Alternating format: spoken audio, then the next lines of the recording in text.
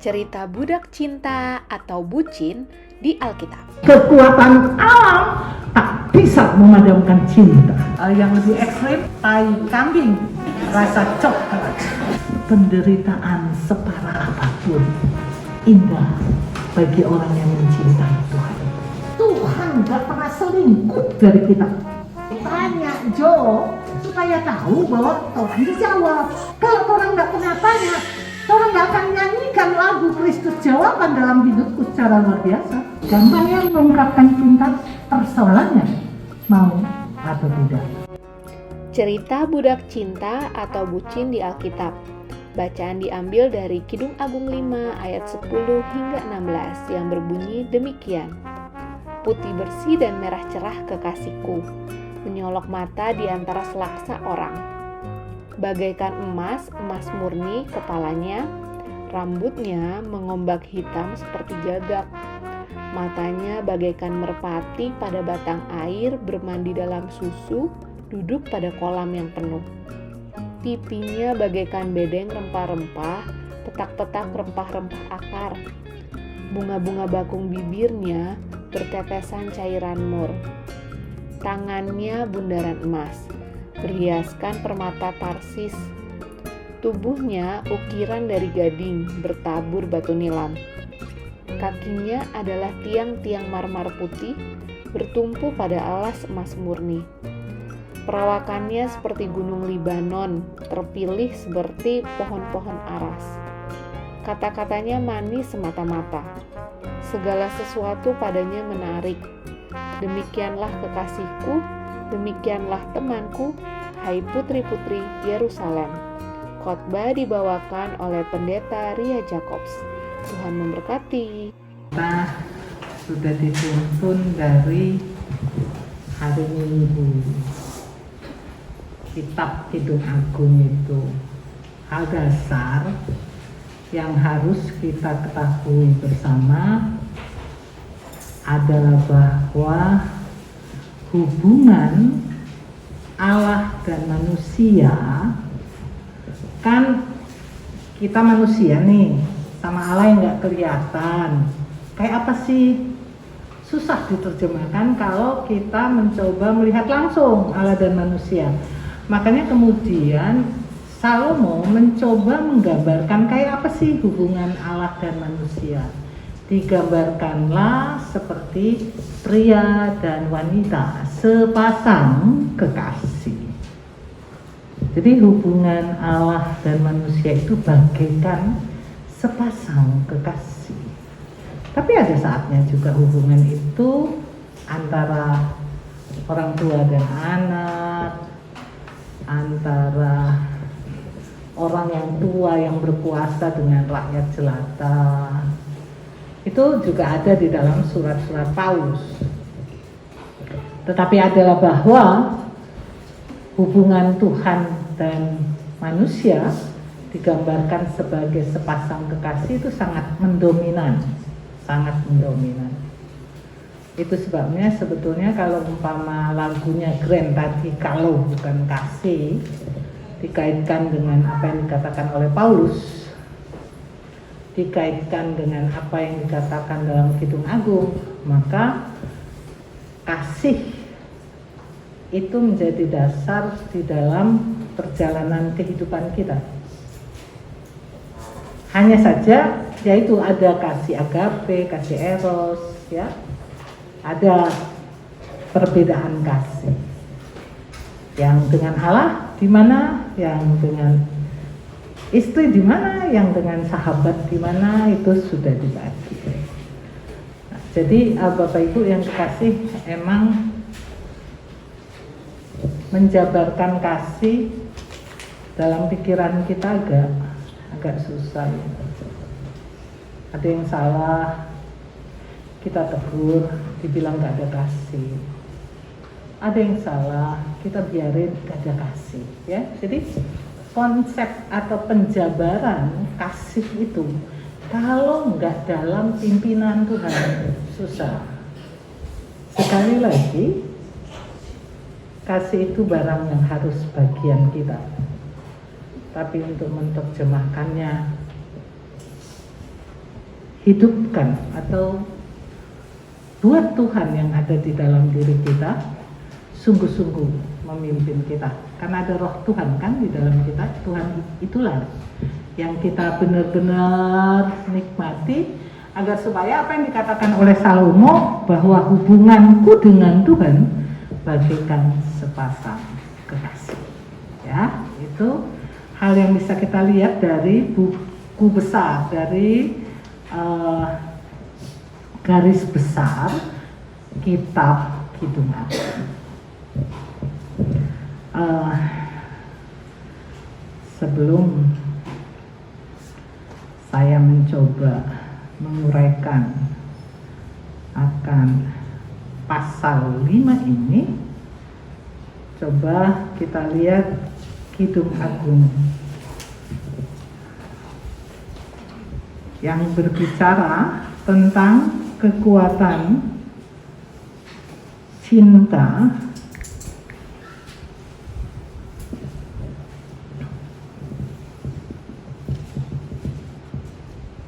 Kidung Agung 8 ayat 6.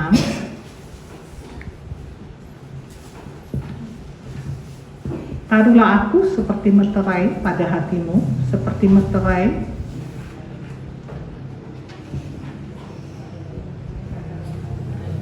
Taruhlah aku seperti meterai pada hatimu, seperti meterai pada lenganmu, karena cinta kuat seperti maut, kegairahan gigi seperti dunia orang mati, nyalanya adalah nyala api, seperti nyala api Tuhan. Kemudian ayat 7, air yang banyak tak dapat memadamkan cinta, sungai-sungai tak dapat menghanyutkannya. Sekalipun orang memberi segala harta benda rumahnya untuk cinta, namun ia pasti akan dihina. Dan kekuatan di alam ini itu adalah air dan api. Kalau Cina yin yang, itu memang kekuatan alam. Dan bagaimana cinta diperhadapkan dengan kekuatan alam. Air yang banyak tak dapat menghanyutkan cinta. Air yang banyak tak dapat memadamkan cinta. Sungai-sungai tak dapat menghanyutkannya. Artinya kekuatan alam yang adalah air tak dapat membuat cinta bergeser. Artinya Bapak Ibu, dari satu kitab Kidung Agung itu mau mengungkapkan cinta itu kekuatannya luar biasa. Cinta itu kekuatannya dahsyat. Sampai kekuatan alam tak bisa bungkus dia, tidak bisa. Karena itulah maka kita bisa paham kenapa kitab-kitab Kidung Agung ini mencoba menggambarkan hubungan kita dengan Allah itu adalah hubungan cinta. Kalau umpama kita coba lihat cinta pada umumnya yang dialami oleh manusia, ya, kalau saya suka pakai ayat ini untuk pastoral nikah, ya. Coba, kakak adik sudah hidup sekian tahun, selalu sama-sama gitu ya. Kemudian kakak pindah kuliah di tempat lain, dia rindu si adiknya, rindu saudaranya, rindu ibunya, tapi tidak seperti dia rindu kalau dia punya kekasih. Makan tak enak, tidur tak nyenyak kalau sudah dikuasai cinta. Yang lebih ekstrim, tai kambing rasa coklat. Semua itu mencoba menggambarkan kekuatan cinta. Dan kalau umpama kita kaitkan itu dengan Tuhan, Bapak Ibu, kekuatan kita dalam hubungan dengan Tuhan seperti itu. Penderitaan separah apapun indah bagi orang yang mencintai Tuhan. Ketertekanan yang begitu menusuk tidak membuat orang yang cinta Tuhan akan menjadi tak potong-potong. Tapi dia akan nikmati semua itu. Makanya kemudian Paulus berkata, mau tahu bagaimana hubungan cinta antara manusia dengan Allah itu ada di banyak para nabi. Yang ekstrim itu Paulus. Paulus mau dibilang kayak apa, kayak apa dia tetap jalan bersama Tuhan. Nggak mau tahu karena cintanya begitu dalam kepada Tuhan.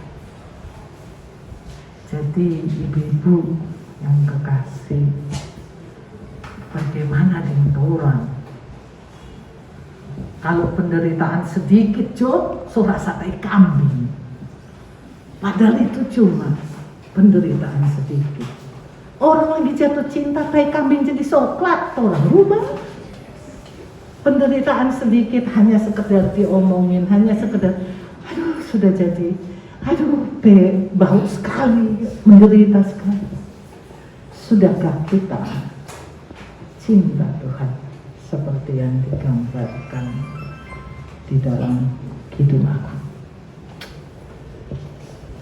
Mari tengok hubungan kita dengan Tuhan, kekuatan cinta kita kepada Tuhan. Kekuatan alam tak bisa menghanyutkan, kekuatan alam tak bisa memadamkan cinta. Segitu kuatnya. Jadi tengok diri sendiri, sejauh mana cintaku kepada Tuhanku. Kalau cuma karena hujan kong orangnya datang, pura hitung orang pencinta pada Tuhan kayak apa, ya? Bukan kebetulan dikatakan di dalam Kidung Agung, air yang banyak tak dapat memadamkan cinta. Bisa ditafsirkan, hujan kerasnya Anda bisa stop kalau kita mau ibadah. Ini baru rintik, orang ya so rintik sebentar lagi hujan keras. Nggak taunya sebentar lagi hujan rintik. Orang yang tafsir air yang banyak tak pernah menyetop orang percaya untuk melangkah.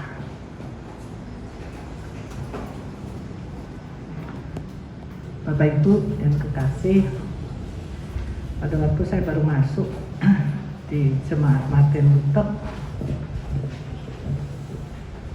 saya termasuk pemerhati, ya, suka perhatian. Bukan perhatian ke saya suka memperhatikan orang. Karena emang saya nggak suka ngomong, ya. Saya ngomong hanya kalau di mimbar. Kalau bergaul, perhatikan, memang saya bukan tipe yang rame. Beda dengan suami saya, kalau datang itu semua orang yang ada di sini pasti disalami. Kalau saya bukan tipe begitu. Saya tipe memperhatikan. Nah, salah satu yang saya perhatikan itu Kak Sri.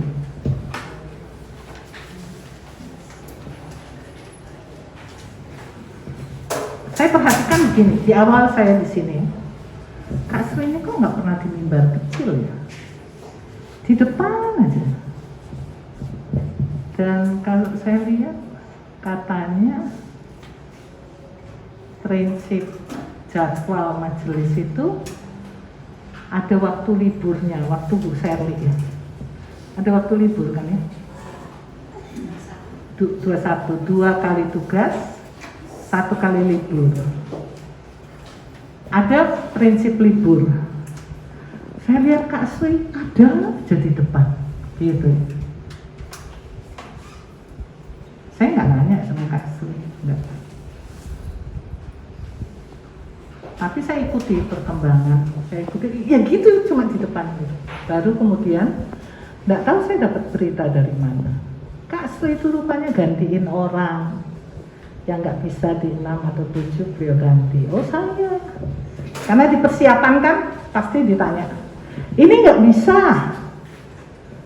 Sudah yang lain diem semua. Kemudian Kak Sri nyaut, saya bisa.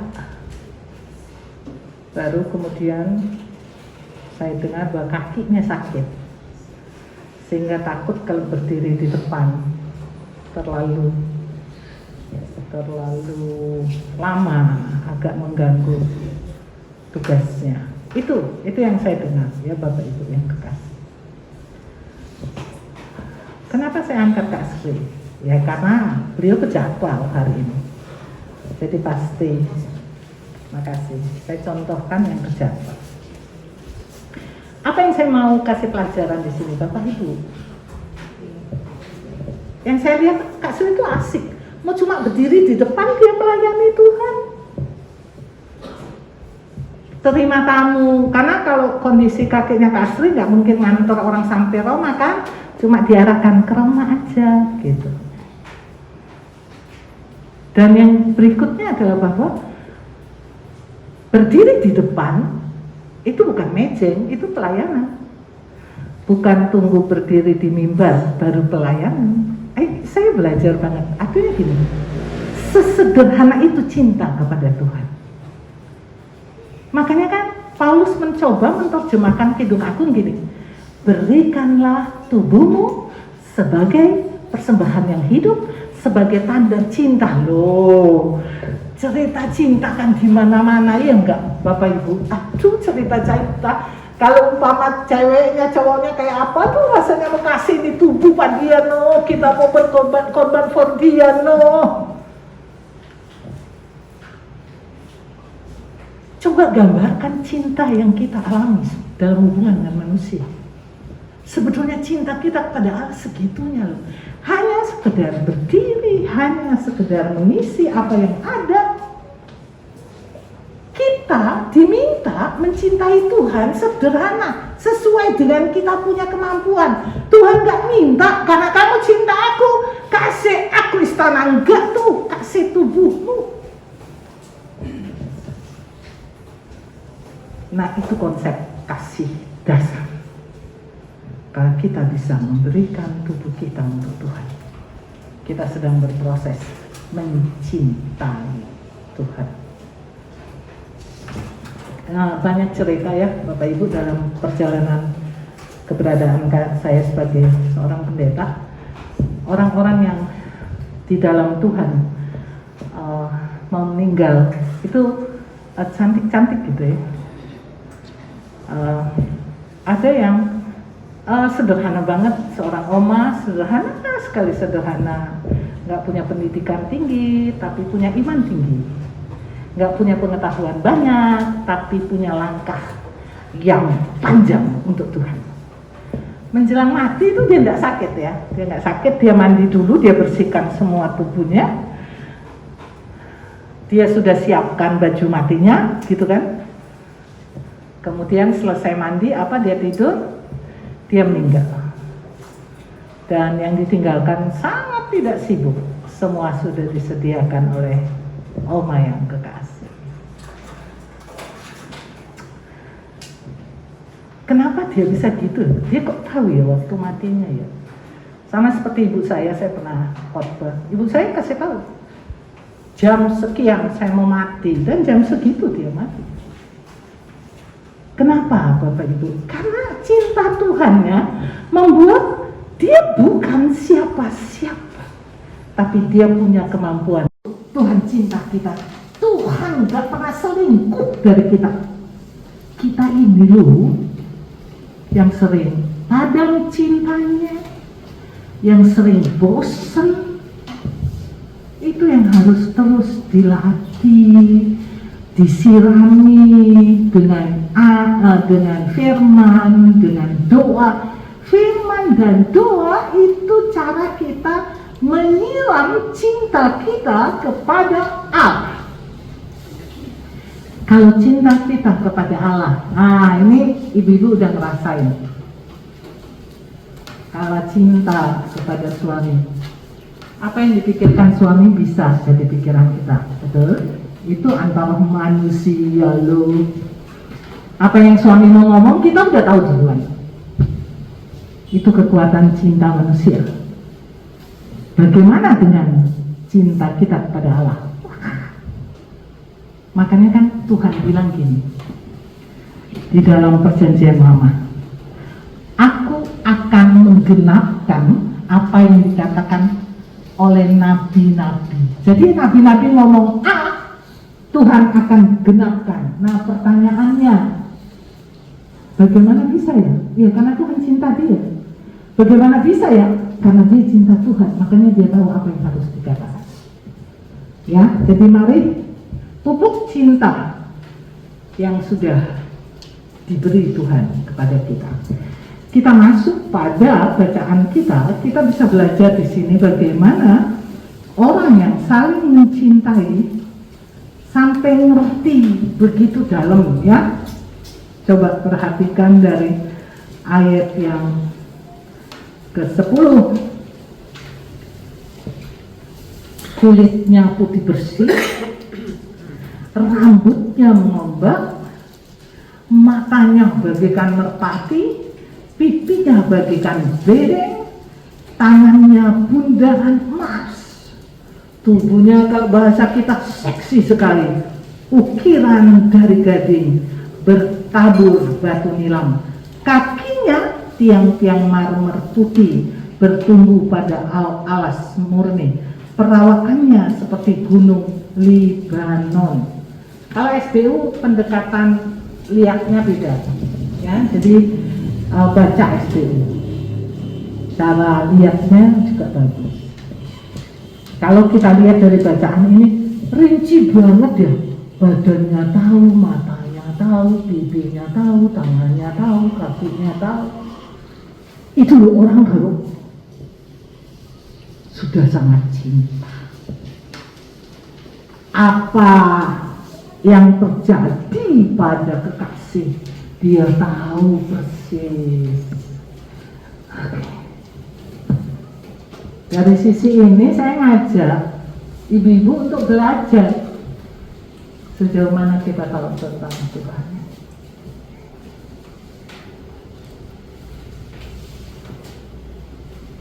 Kalau kita mengatakan saya cinta Tuhan, sejauh mana kita tahu tentang Tuhan?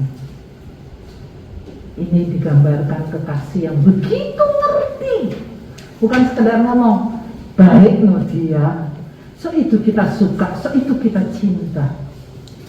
Orang kalau udah cinta, wah rambutnya. Di PKLU malah Pak Nayoan bilang lentik matanya. Iya, pacar itu sampai lentik mata pacarnya, tahu lurus-lurus kah, belok-belok kah, keriting kah. Itu digambarkan dengan baik.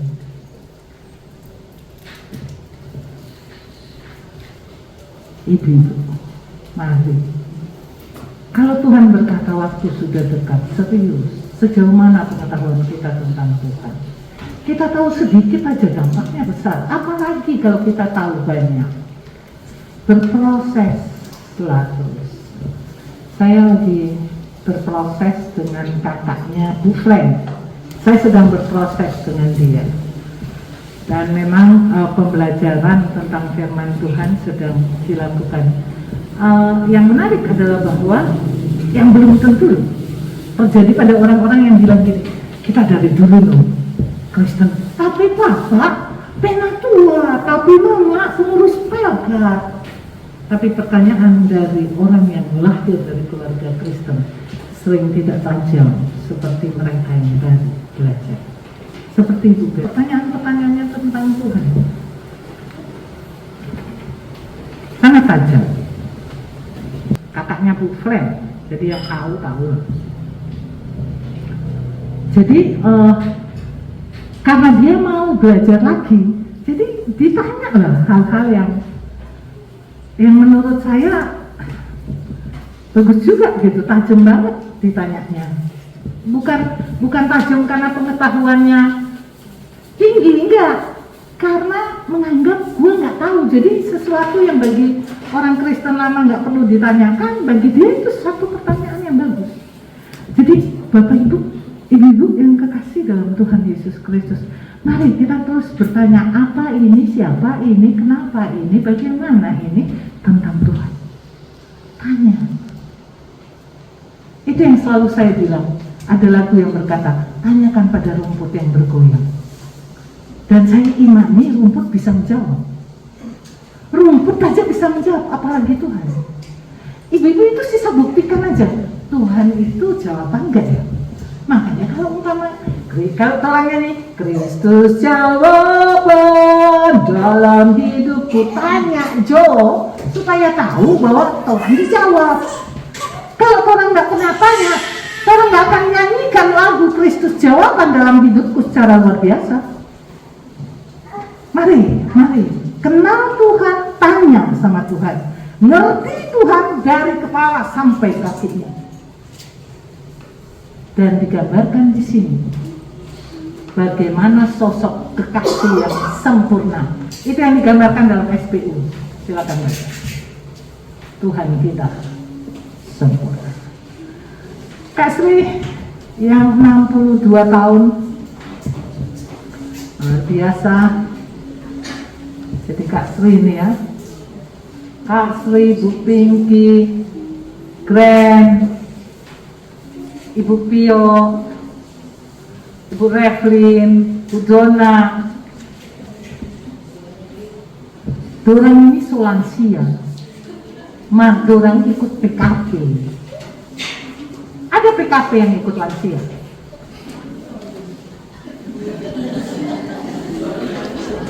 Bu Dona emang sudah 60?